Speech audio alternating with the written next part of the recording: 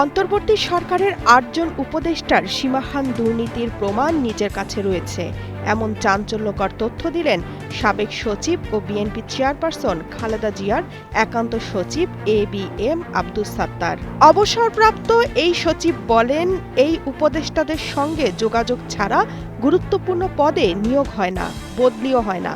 গোয়েন্দা সংস্থার কাছে ৮ উপদেষ্টার দুর্নীতির প্রমাণ রয়েছে, কিন্তু কারো বিরুদ্ধে ব্যবস্থা নেওয়া হচ্ছে না।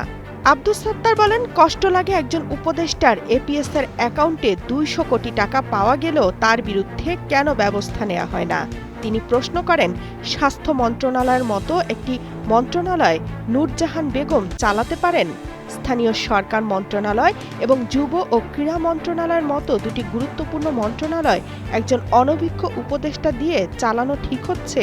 ছাত্র জনতার অভ্যুত্থানে আওয়ামী লীগ সরকারের পতনের পর গত ১ বছরে দুর্নীতি না কমে বরং অতীতের চেয়ে বেড়েছে বলে মন্তব্য করেন আব্দুস সাত্তার। শুক্রবার রাজধানীর বিয়াম মিলনায়তনে এক সেমিনারে এ অভিযোগ করেন আব্দুস সাত্তার, তবে তিনি উপদেষ্টাদের নাম বলেননি।